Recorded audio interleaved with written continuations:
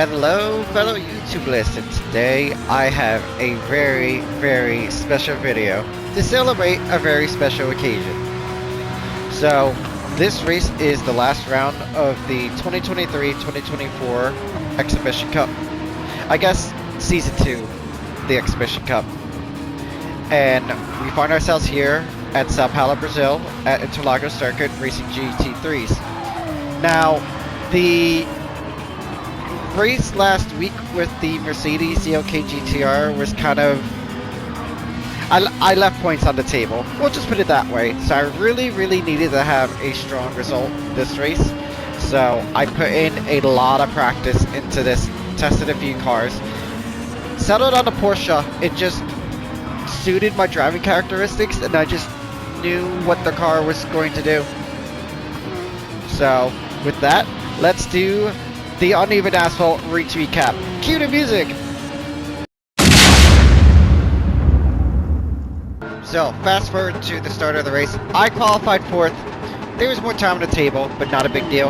Now, although all the weight is over the Porsche's rear wheels, the Porsche for whatever reason struggled to get off the line. As you see, I'm about to get bamboozled at the start, but luckily I hold my own, make sure I don't hit anyone. Basically the first point of the first stint was just to keep in touch with the leaders if I could. There was no reason to force moves, as we're about to see someone else later. No reason to force moves, just keep up with everybody. And heading into turn 4, the McLaren goes wide, goes over the curbs. I go in to capitalize. See, by just running my race, already up to 3rd. Now following United States and Ninja Bar, this is going to be a solid race. So fast forward to lap 5. You see the leaders are battling. I guess Ninja Bar didn't get a really good run out of that corner and United States did. And this worked out perfectly for me. I was right up with them. Decided there was no need. I was just going to follow. Ninja Bar psychologically is trying to recover. So here I just go slightly too wide and onto the grass.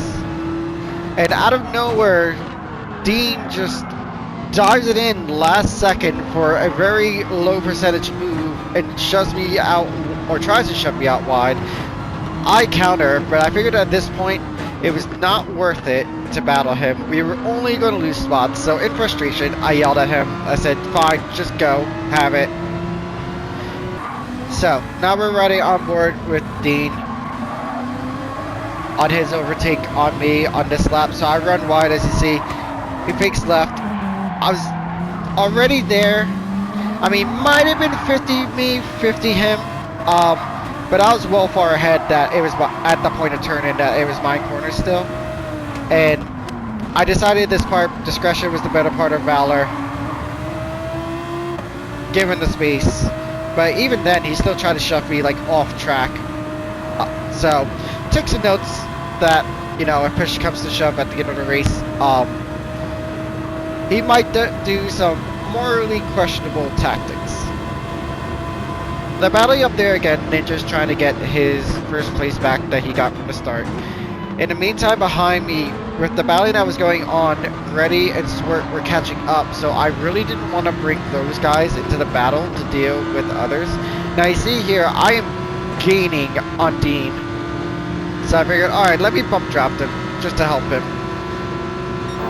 And I basically gave him one lap to prove that he could catch up to them. And he literally parks it here right on the apex, which I had to back off. Getting very frustrated at this point of the race. Heading to the infield shot, he brakes really early. I almost crashed into him. And remember, these races has heavy damage, so you almost want to have the iRacing mindset of not to have any contact at all, because even a little contact can cause damage and it can really ruin your race. Ask me how I know. It happened to me round 1 at Suzuka.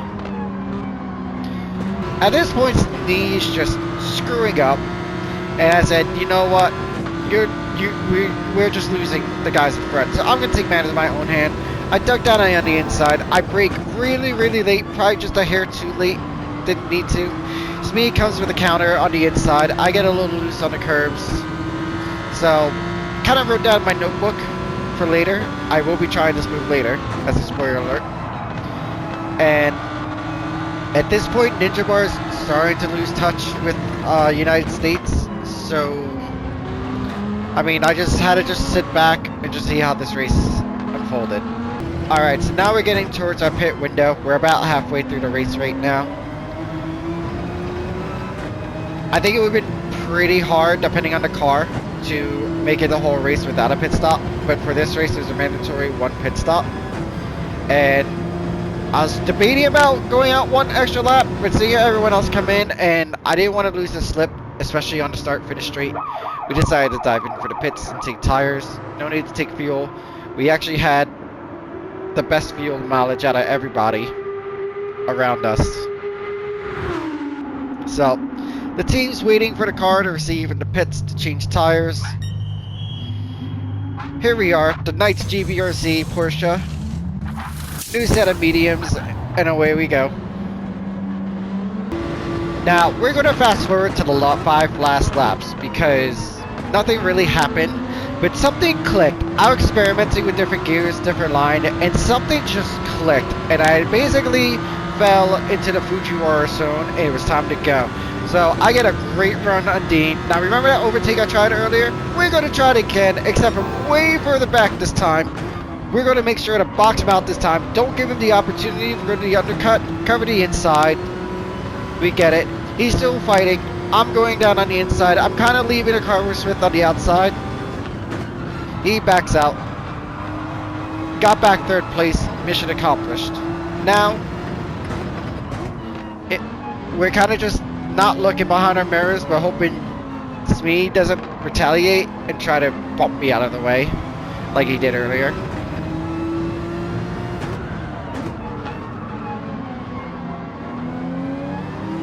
And this is the experimenting. Earlier, I was taking that in 2nd. And I've been kind of taking it lately in 1st and just rolling it on the gas. And I was just getting way better, like, exit out. And here, too, as you can see, I pull on the Lambo hard. And usually the Porsche's not known for straight line speed, but it had just enough straight line speed to keep the Lambo at bay. So now we set our sights at Ninja Bar. And here we are. We are literally on Ninja Bar's rear bumper right now, catching him. I personally felt the Ferrari wasn't a great choice. It was just too skittish for me. Thinking maybe that's what Ninja Bar is dealing with right now in the Ferrari ahead of us. I see here we got a pretty big back to Smee in the back, which is pretty good insurance. If there was all I was able to get, then fine. It would have been good points, but obviously we want more, and the Porsche really had to repace towards the end of the race on low fuel, and I was feeling really good with this car for whatever reason. It's almost like a switch which just flipped. So you see here, Ninja Bar gets a little bit squirrely. I'm using every inch of racetrack that I paid for. Kind of sliding a little bit on the entry. Short shifting just to stabilize the rear. Now this corner up here at Jun Sao is very, very important to get a good exit off. I back off a little bit.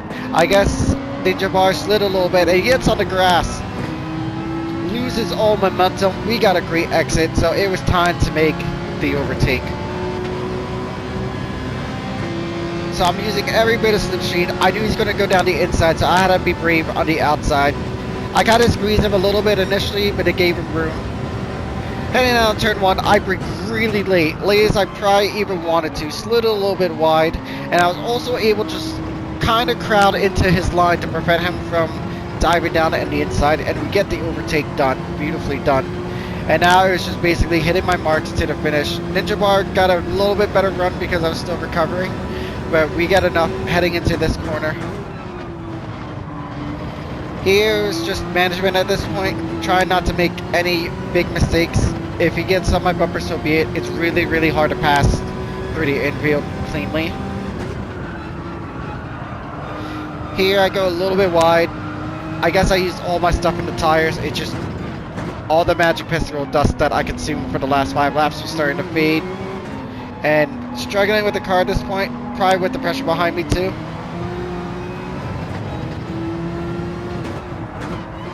couple corners to go. Slide a little bit.